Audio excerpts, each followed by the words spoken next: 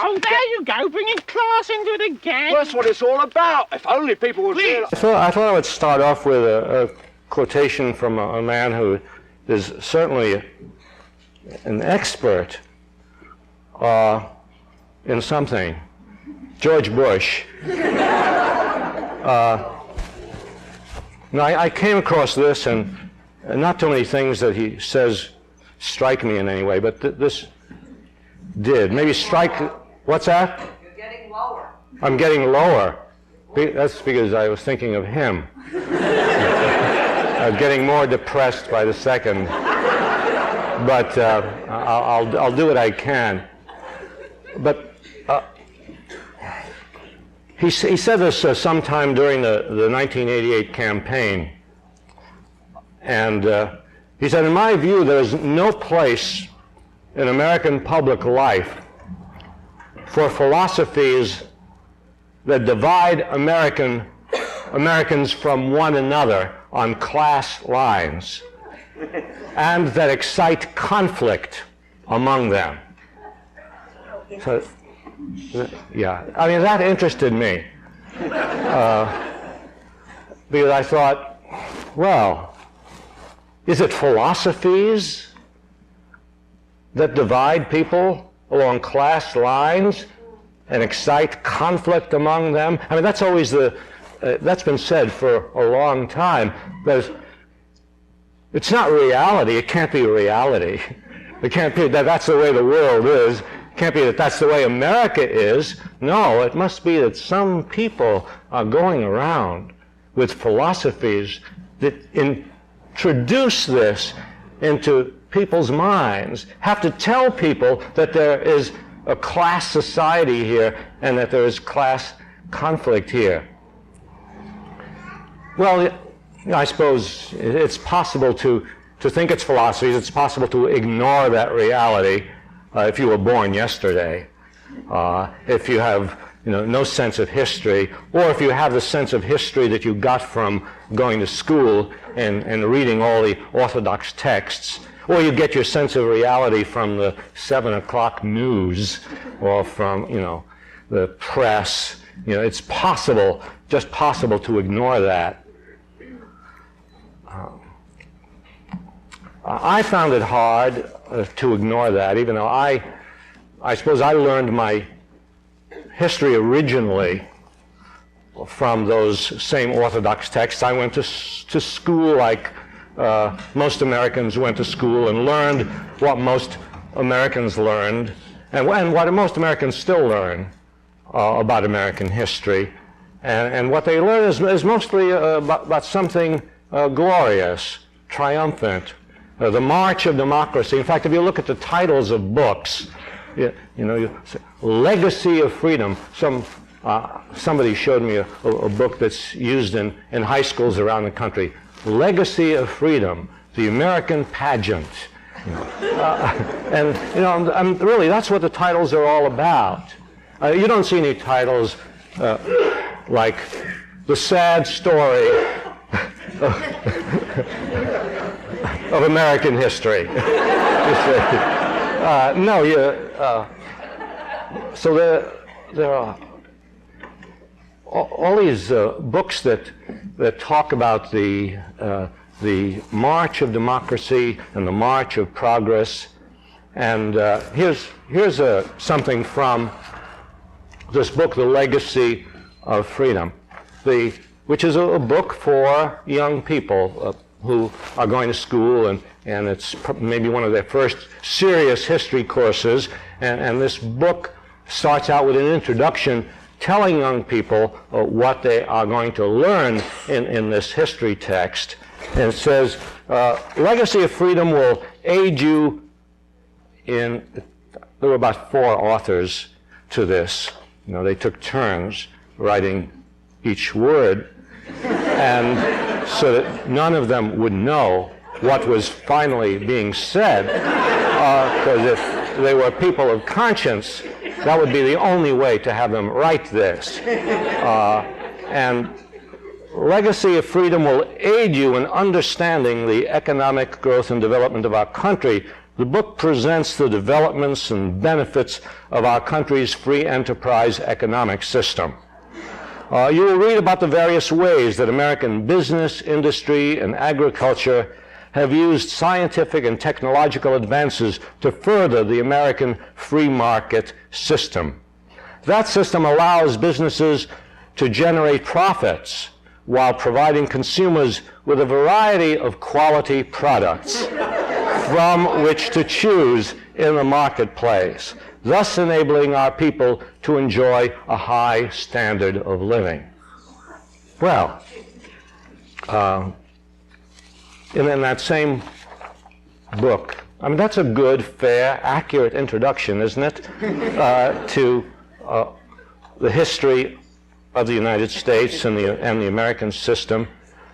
And obviously the people who are going around now saying, well, you see, look what's happened to Eastern Europe, look what's happened to these countries that took a different path, and now we've got to get them back on the path of free enterprise and the market system. And these people were brought up on this kind of textbook, or these people helped write this kind of textbook.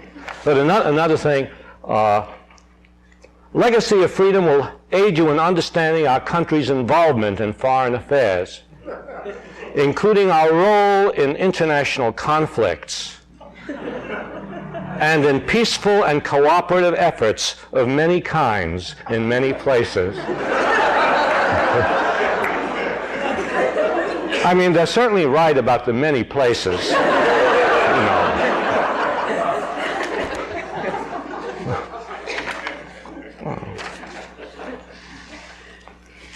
But it's not just on the level of history texts for students that this is done, that a certain kind of history is presented which exalts in our system, our superior system, and the wonders of it.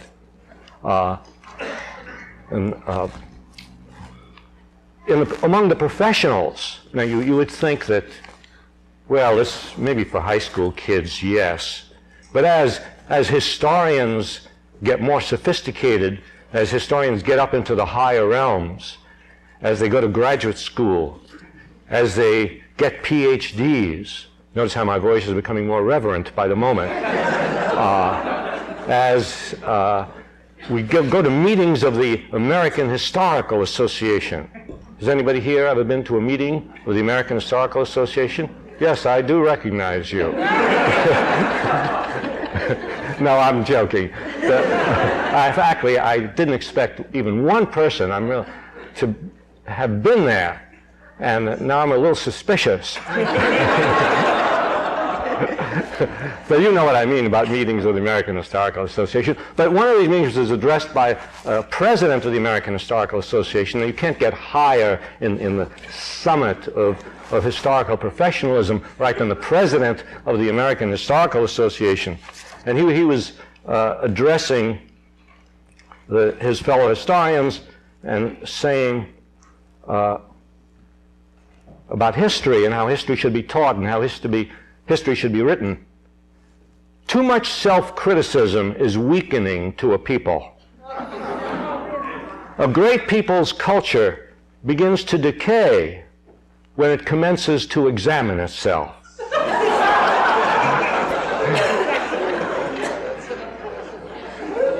We have been losing sight of our national purpose.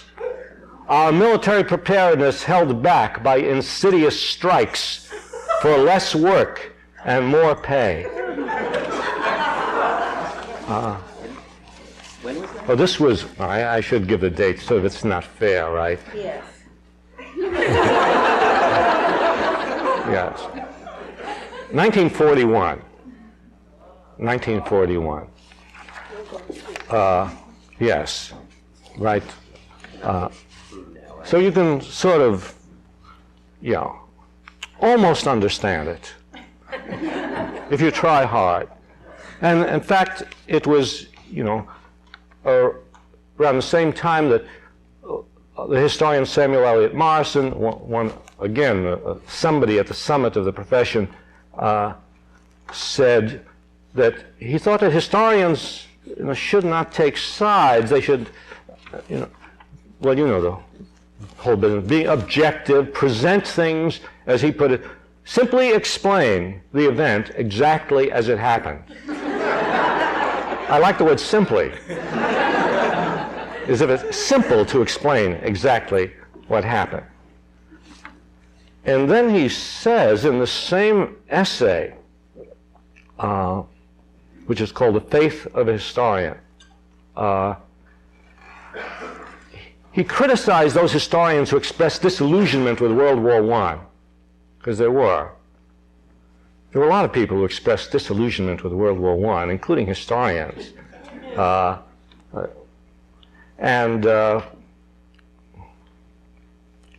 He says, historians, these people rendered the generation of youth which came to maturity around 1940 spiritually unprepared for the war they had to fight.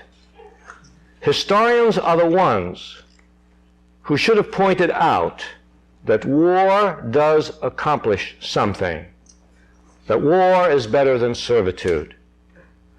So on the one hand, he says, yeah, historians should be neutral. On the other hand, he says, history should prepare people, young people, for the benefits of war. Now, he wasn't saying all wars, right? He was talking in a particular historical period. But still, he certainly was indicating that historians have a job to do, and he knew what that job was.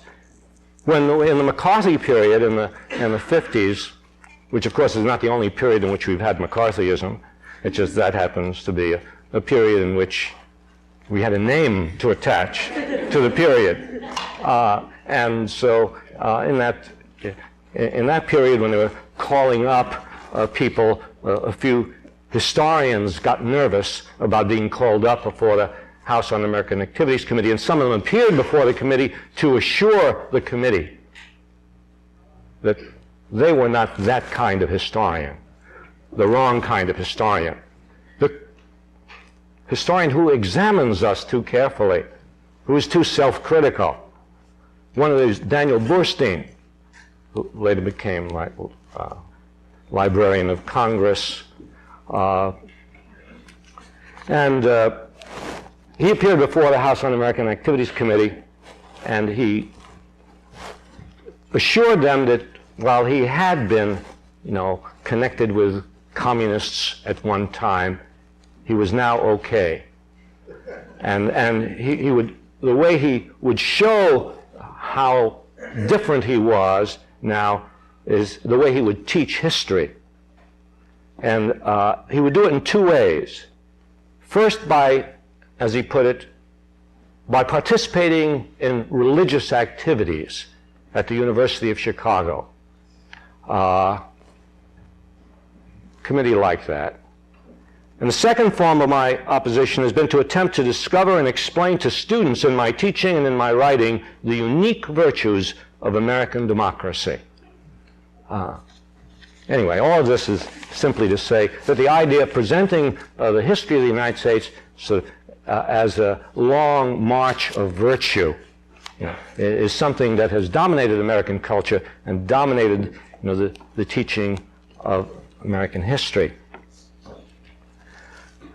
And a part of it has been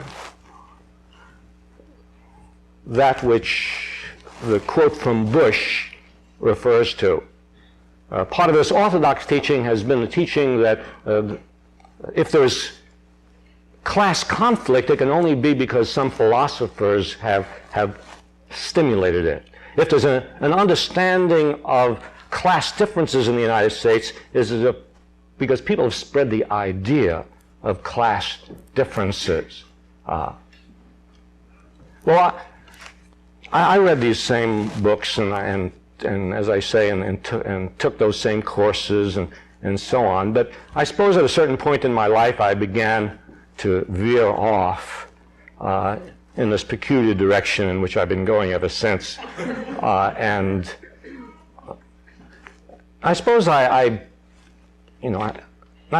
guess this happens a lot. People get away from that acculturation, those texts, that inundation of ideas in the culture, and they begin to look very sharply at the reality around them, or to think very deeply about what they themselves are experiencing.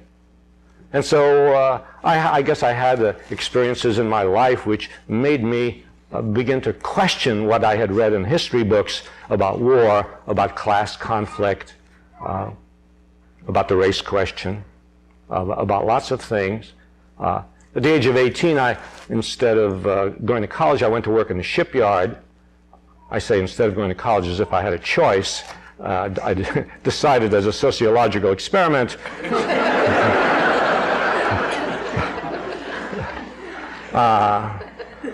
to work, yes.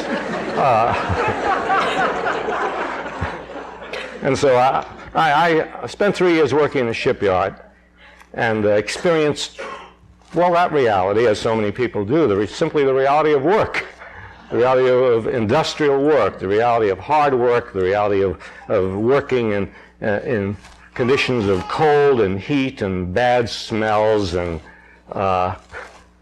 boredom and work. Yeah. And then I enlisted in the Air Force, and I became a bombardier in the Air Force, and I flew bombing missions in World War II. I guess I should say which war I was in, so that people won't think it was the Spanish-American War.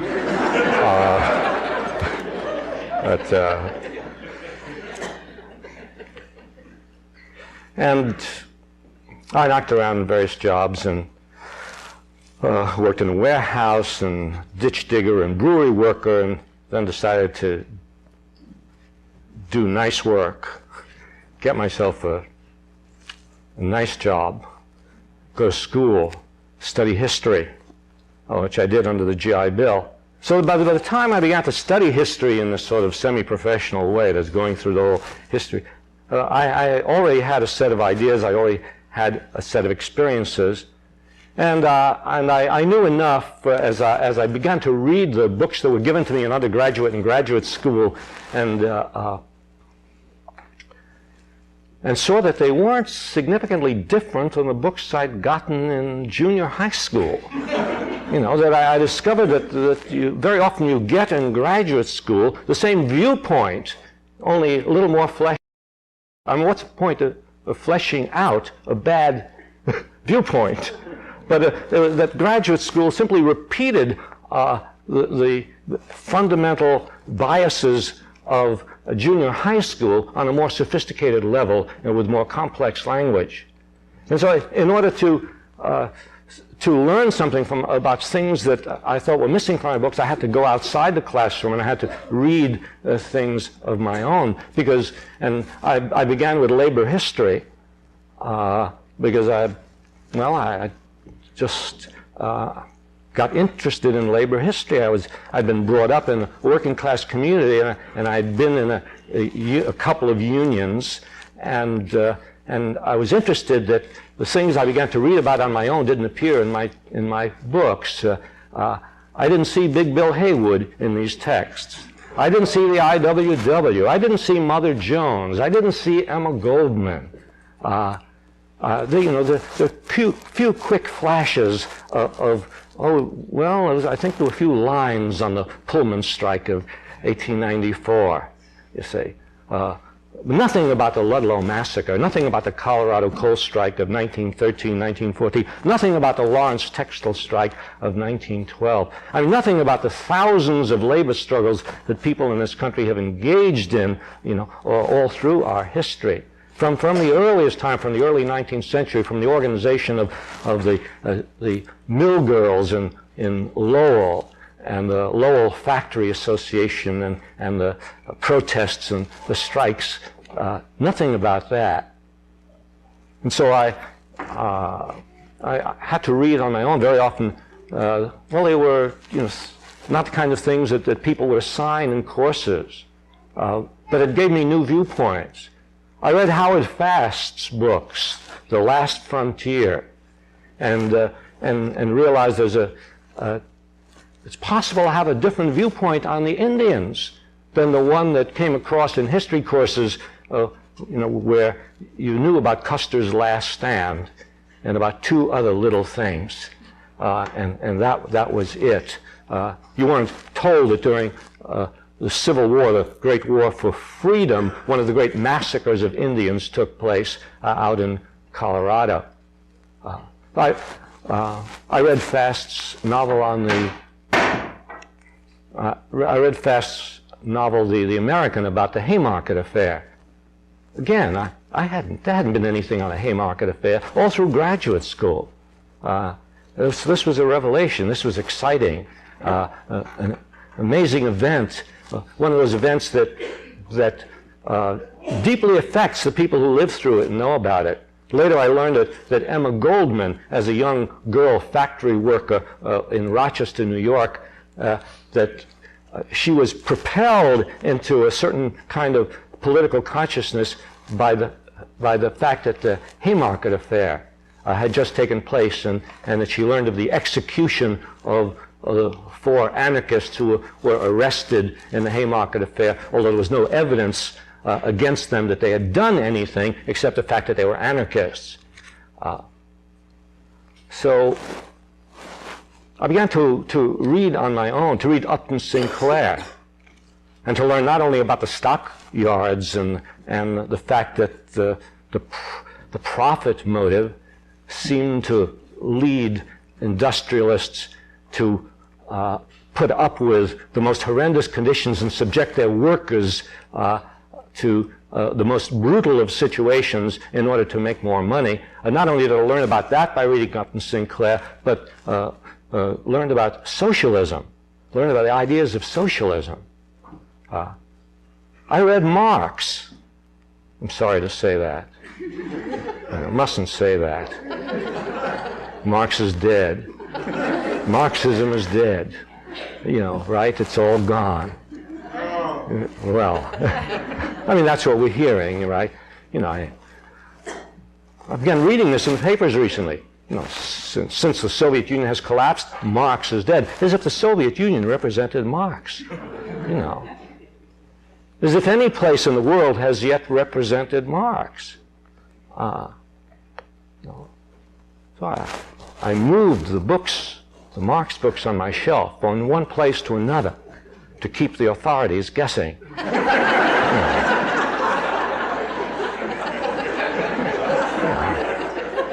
But I read Marx, and Marx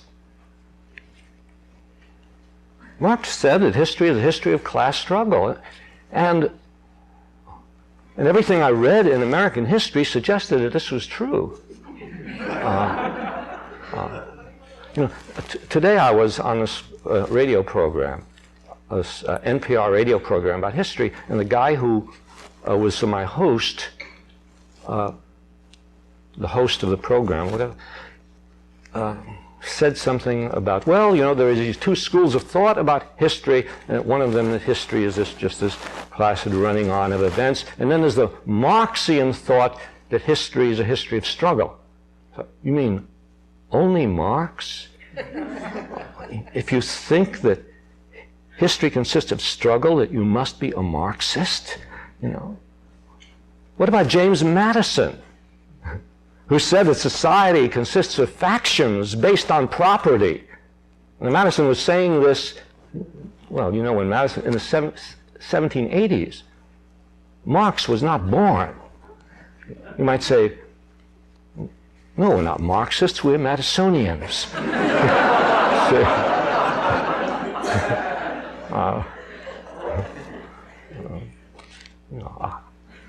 Swear, are you now or have you ever been a Madisonian?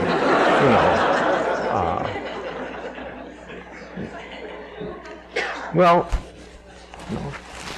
I read Steinbeck, The Grapes of Wrath, and learned, thought about and connected that with what I had learned about the populist movement and the plight of farmers all through American history, and farm workers, and farmers without land, farmers who are wage laborers, farmers who come from other countries and are exploited.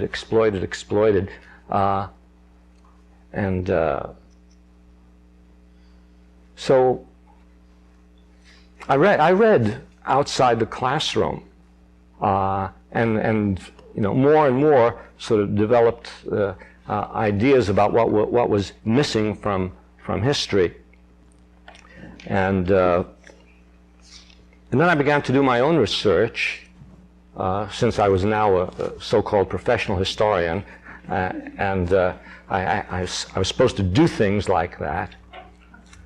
And, well, I had been interested in the Ludlow Massacre, that which was, as I say, missing from my textbooks. How many people here have heard of the Ludlow Massacre?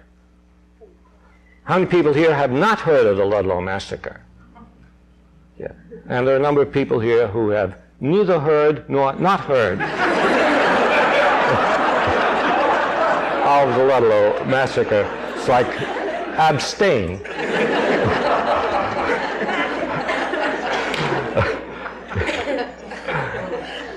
But I mean, those of you who know about it know that it is a remarkably dramatic and important event in American, not just American labor history, in American history. A strike of miners against, in 1913, 1914 in southern Colorado against the Rockefeller coal mines, and long, bitter, violent, dramatic strike, the kind of event which Hollywood would make a movie of if, one, it had any intelligence, and two, if it had that kind of commitment, and three, if it would be allowed to, you see. But it was an incident like so many incidents which, in a nutshell, bring together all the strands of a society and show you the role of the state, the role of the press, the existence of class conflict, the way the employer tries to divide workers from one another, because working in the mines were people of all nationalities, and Mexicans and Scotsmen and Bulgarians and Greeks and blacks, but who came together in this way, came together in this remarkable way. And the connections between the political power and economic power, the buying off of the National Guard by John D. Rockefeller, and the final attack by the National Guard on the miners' tent colony, and the burning of their tents, and the deaths of these 11 children and 2 women in the fire that engulfed these tents, which came to be known as the Ludlow Massacre, about which Woody Guthrie wrote a remarkable song, which some of you might have heard. But I worked for a while on the congressional career of Fiorello LaGuardia, and who was before he was a mayor and before he was an airfield. Sometimes I say, well, LaGuardia, and people say, oh yes, the airfield. Yes. It's dangerous to have an airfield named after you. People forget you and remember the airfield. But before he was an airfield, he was the mayor of New York. Before he was the mayor of New York, he was a congressman from East Harlem in the 1920s. And I read and I was interested in the 1920s. Well, 1920s was the jazz age, the age of prosperity. It was a great time. As I had, that's what the history books said. They still say that. Because, if you take those periods which they call depression, and then take those periods which are a little better than them, those periods look like prosperity. And so this was an age of prosperity. It was interesting to me to read the letters that LaGuardia received. By the way, he was a radical congressman. I say that very carefully. I mean, how often do you have a radical congressman? We have one here. What's that? We have one here. Have one here. Yeah. Rondellums? Yeah. Well, not exactly here, but close. Not close. Yeah. Well, that's close enough. Well, we'll take him. Anyway, LaGuardia was a radical congressman. He ran 1 year on both the Republican and the Socialist tickets.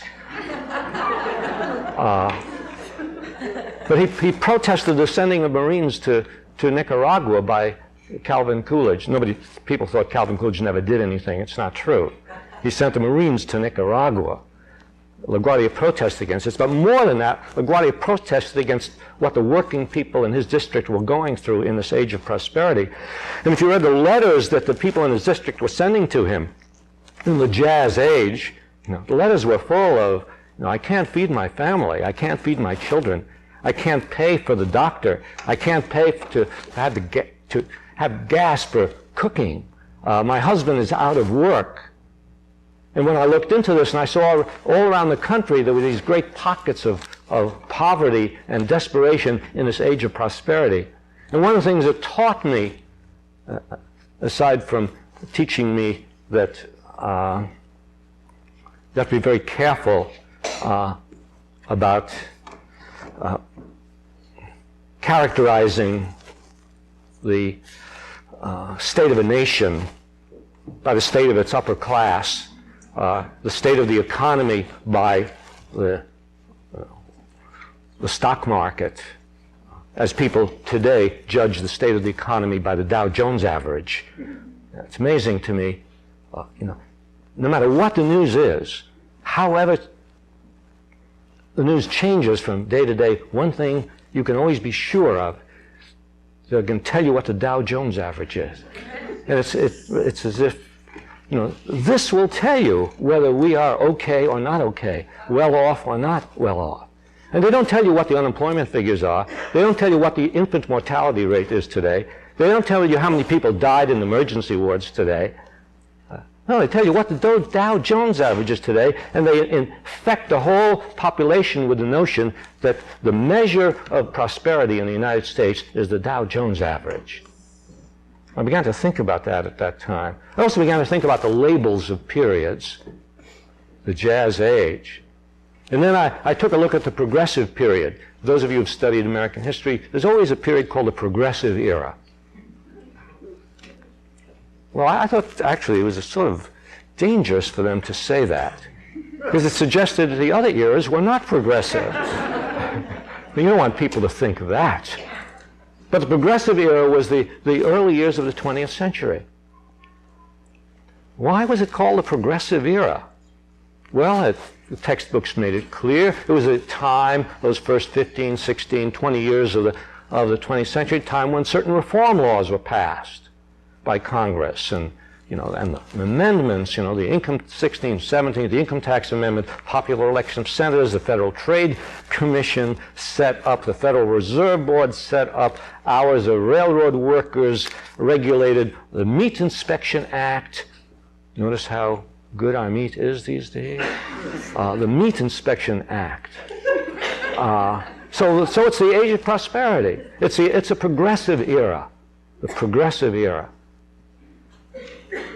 And then I learned, that this, when I began to do more work in black history, I guess some of this came out of the fact that my first real teaching job, I had a few unreal teaching jobs. My first real teaching job was in the South, in Atlanta, Georgia. I taught in a black women's college in Atlanta called Spelman College. And you know Spelman College? Yeah. You heard of it? That's good. I was there during the years of the civil rights movement and got involved in the movement at that time. And I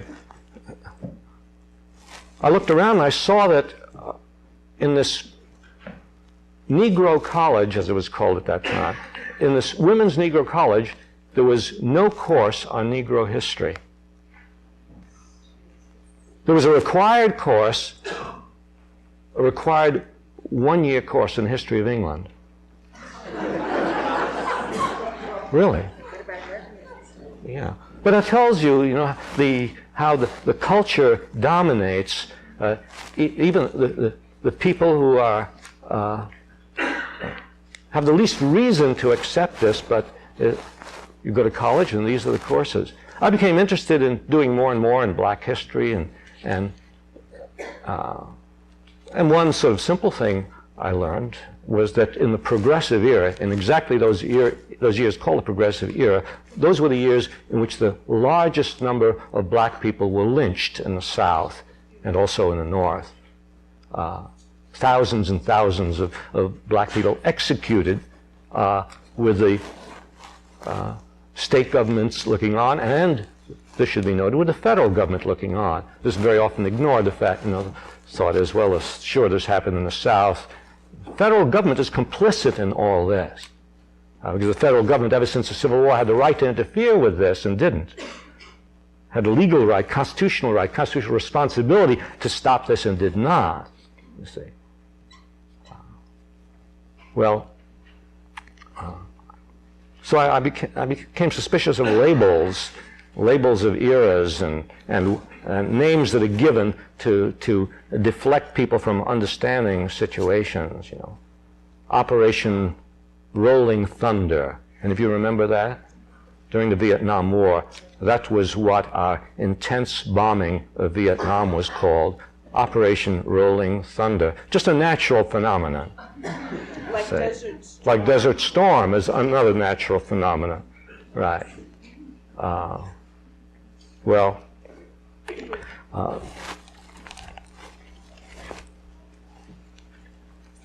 So it became clear to me the more I read and the more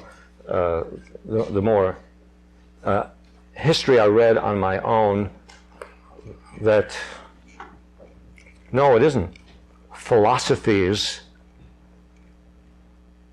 that cause people to think that there is a class system in the United States. There is a reality of class from the very beginning of American history. If you go right all the way back to the colonial period, you find they weren't all founding fathers. They weren't all founding fathers and a few sons of liberty.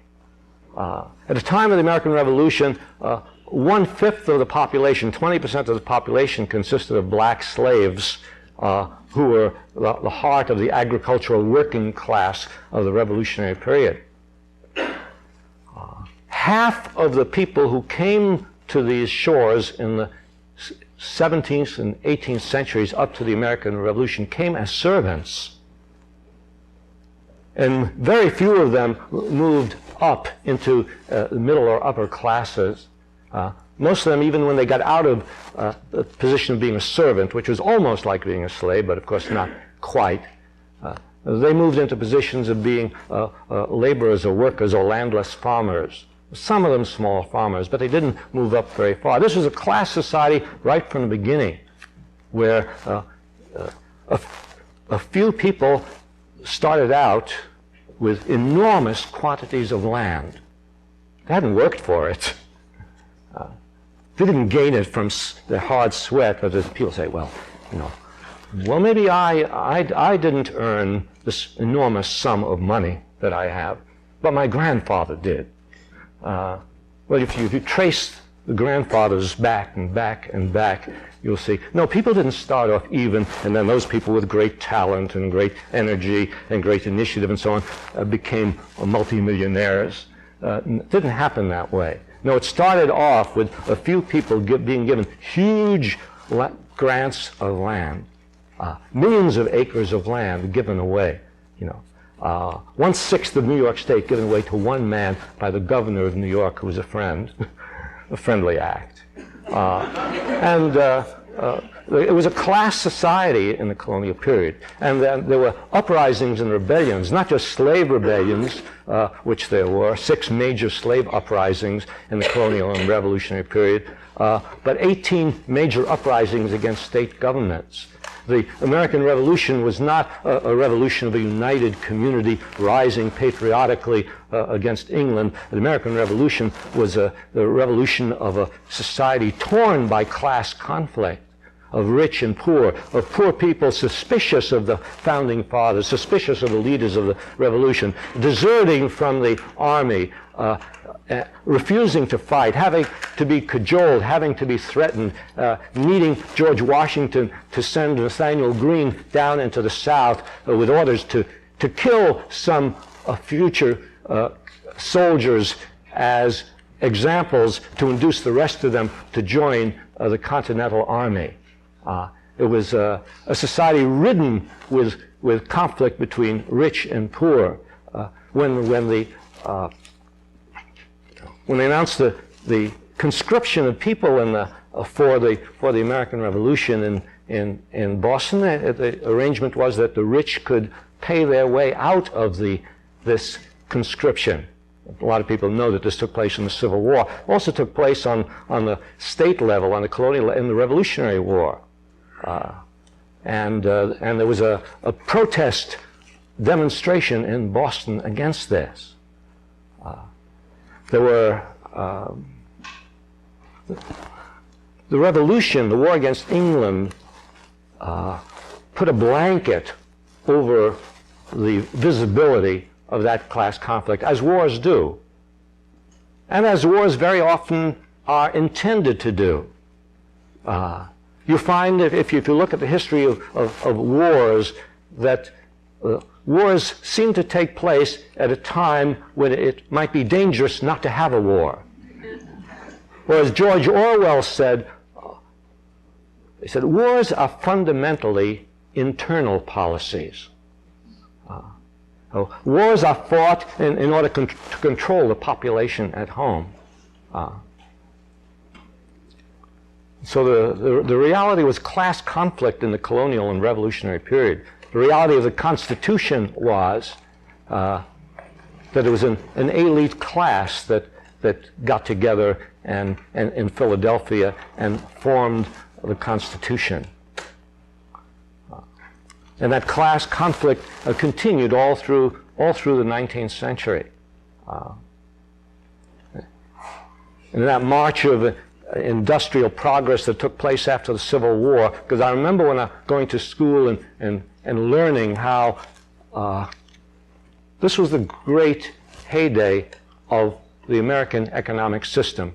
That period between the Civil War and World War I was a period in which the United States became a great industrial power. It was a period in which, and the heroes were Rockefeller and Morgan and Carnegie and Mellon, the captains of industry.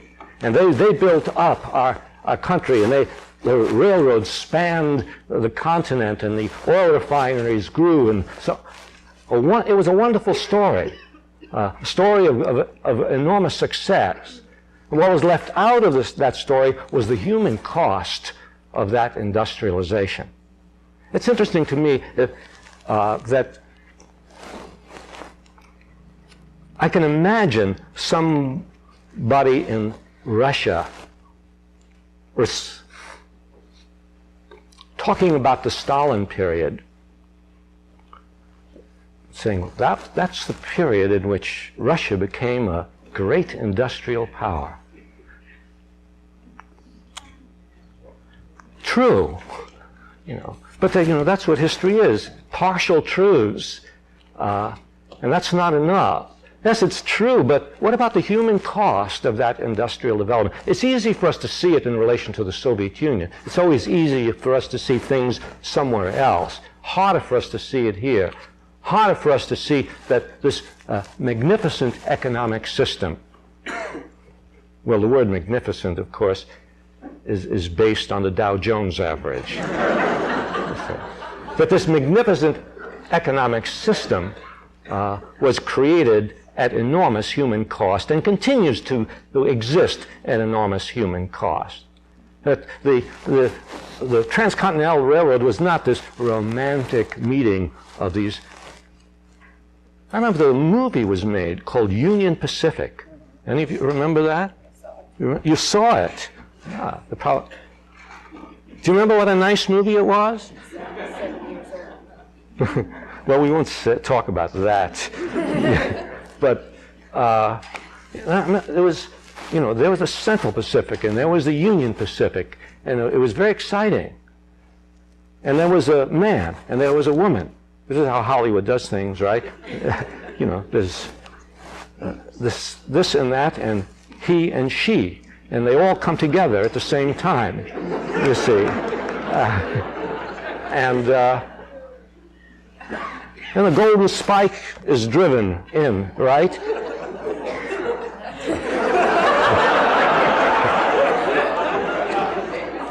They didn't mean that. But I remember learning in junior high school what a great day it was. Oh, thank you. A golden spike was driven in.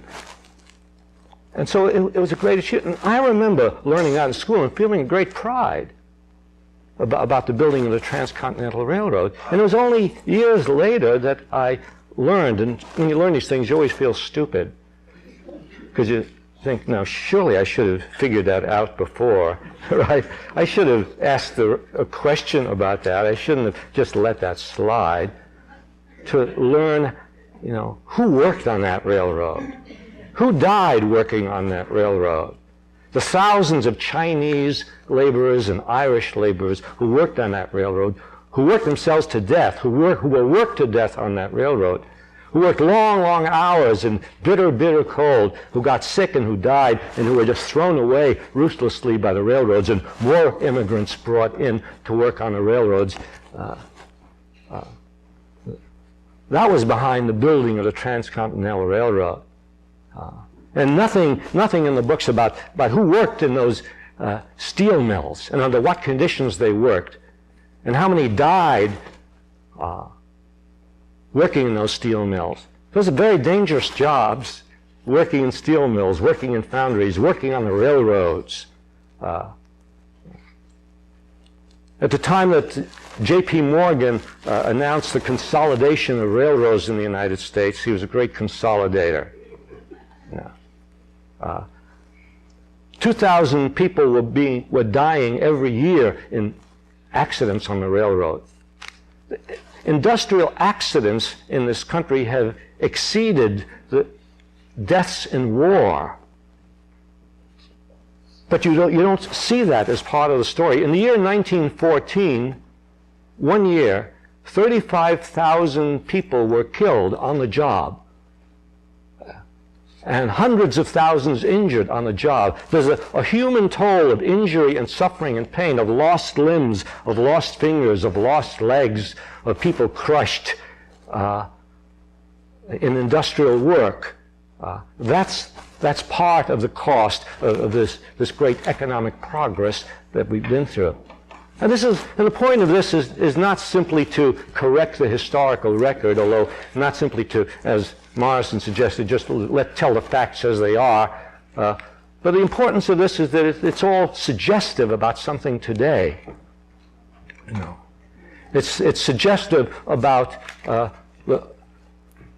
fact that we have to look twice at 3 times at progress, at what is called progress, at technological progress, at going to the moon, at building spaceships, at anything that's presented as, well, this is a wonderful thing because it's advancing science, or nuclear reactors, nuclear energy, and so on. It's wonderful, wonderful things. Chemicals, plastics. How lucky we are to have plastics, how did people live before there were plastics? But the issues that are raised by a reconsideration of industrial progress and human cost in the 19th century are really the same issues, that exist today when you consider the economy. The economy has to be seen in class terms. They do not want us to see the United States in class terms. When Bush said that, and that was a very serious statement by Bush, and of course Dukakis, whom he was accusing, I thought, what, Dukakis is arousing class conflict? I looked upon Dukakis in a new, fresh way. I'm sure he was surprised.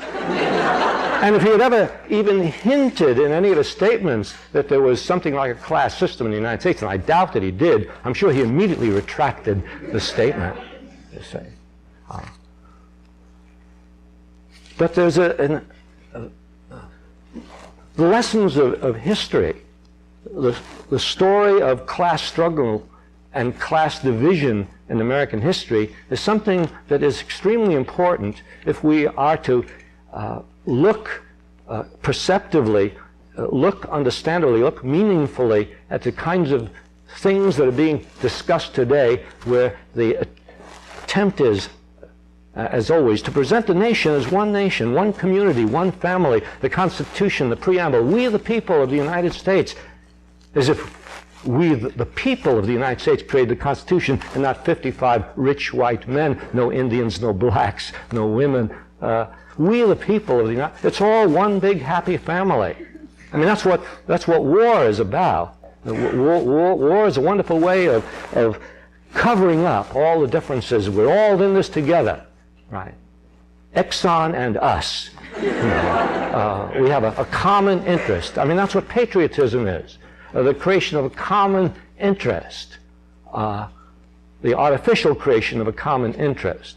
And so the language that suffuses politics is devoid of class content. So they talk about taxation, they talk about spending, without any notion, without any suggestion that there's a class element to this. And so they'll talk about, well, the liberals want to tax and spend. Then the liberals get excited. Liberals are very excitable people and sensitive people. And say, no, we're not for taxing any more than you are. We're not for spending any more than you are. We're not for peace any more than you are. We're not for anything any more than you are, except winning the election, which we are for more than you are, you see.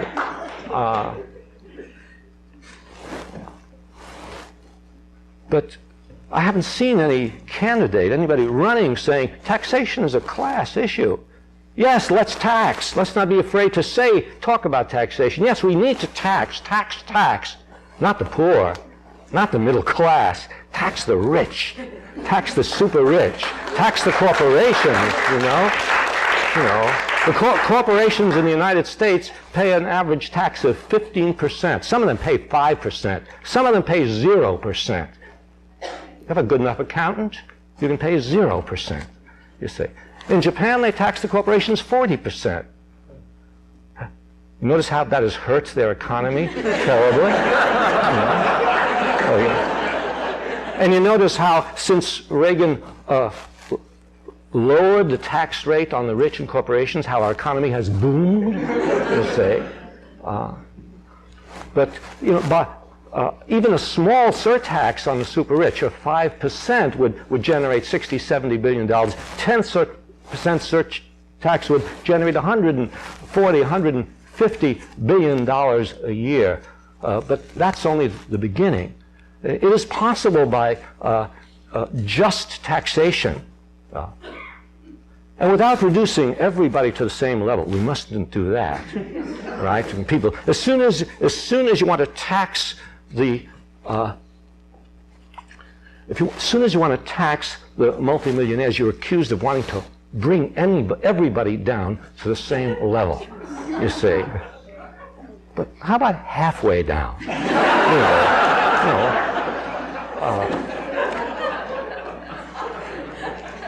But taxation is looked upon, without any consideration of who you're taxing. Spend, again, oh no, we don't want to be caught spending. Why not? Why not spend? But there again, it's a question of what are you spending for? And who are you benefiting by your spending? Are you spending to bail out the banks? Are you spending to bail out the insurance companies? Are you spending to make sure that the people who have deposits of over $100,000 are taken care of? Are you spending to keep Chrysler in business? Are you spending, in other words, the way the government has always been spending? And that is to help the richest elements of the society. Right? We've always had a welfare state. Before they talked about it as a welfare state, we started from the very beginning of this country giving welfare to the rich, to the bankers, to the merchants, with tariffs, with partnerships and banking between the United States and the National Bank, with subsidies and subsidies and subsidies. There was a subsidy here in San Francisco given to the maritime industry, which is one of the causes of indignation among the maritime workers here, and led to the Great San Francisco Strike of 1934 and the General Strike of 1934 in San Francisco, as the marine workers, the sailors, the longshoremen, the dock workers became aware of the conditions they were living under, and the fact that the government was giving money to the industry, and had been for some time. So to look upon these things in class terms, look upon taxation, spending, the welfare state. If you talk about taxation in class terms, and talk about spending in class terms, and say what you're going to spend for, and say you're going to spend to take care of people. You're going to spend, take that money that we are getting out of taxing the super rich and the corporations, and take the money that is being spent for these absurd weapons, hundreds of billions of dollars for that. Then we could spend the money to have a free healthcare system for everybody, and free housing for everybody who needs it, and no problem of food for anybody who needs food, no problem of the basic necessities of life for people who need them, no problem of guaranteeing jobs for people who need work, no problem of daycare in families where daycare is needed, none of that. So I'm suggesting that the history, the hidden history of class, of labor and capital, if you don't mind me using words like that, you see, but the hidden history of that in this country, the history that George Bush and all of his club members, want to obliterate, is exactly the kind of history which we should reconstruct and remember, and bring forward. Thanks.